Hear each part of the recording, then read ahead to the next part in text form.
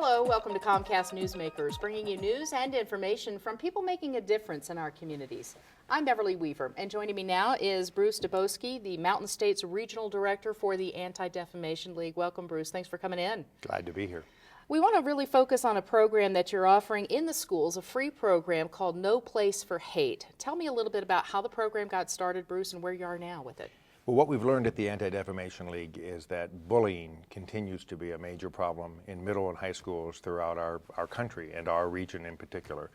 And when students are bullied, they don't come to school, or they come to school and they're not as open to learning in the school setting. So we devised this program called No Place for Hate, where schools volunteer to participate.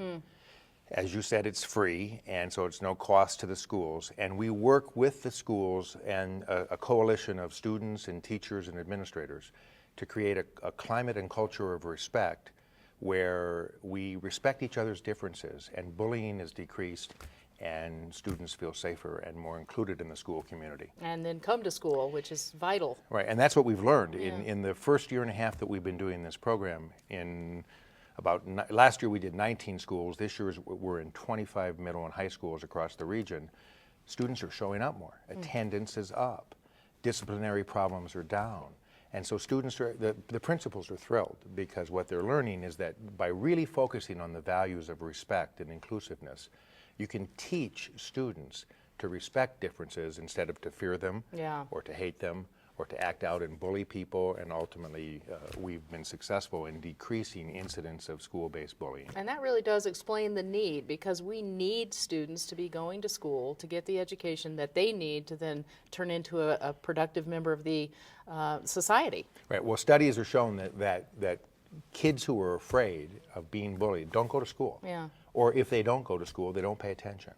And what we're worried about is that we're losing this portion of the student climate because they're afraid of being picked on. They're afraid of being singled out because they might be different than the majority of the students. And we don't always hear about that from the schools.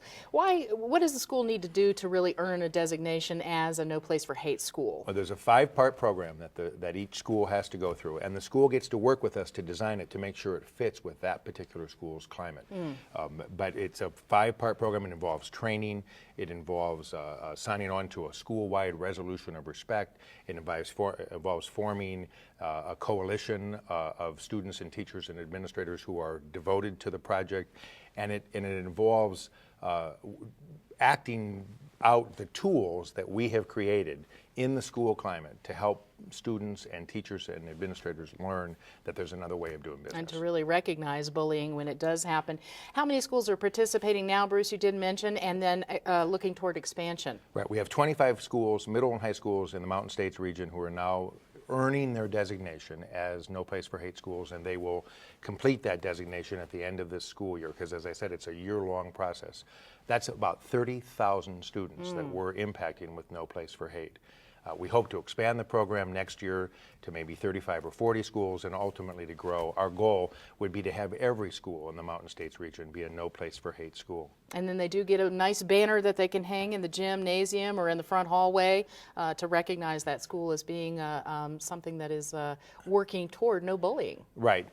You know, in many schools you go into their gymnasium and you see these giant banners that they're the state champion of this or the state champion of that. Well, we have a giant banner that if the school completes all the requirements and does the work of becoming a No Place for Hate school, we present them with a gymnasium-sized banner that says this school for this school year is No Place for Hate. And what feedback are you getting? Just one quick story, feedback from the schools that you've been working with so far. Well, we've been working with a lot of schools, and the principals are coming back to us and saying they're seeing a difference in the school climate and the school culture.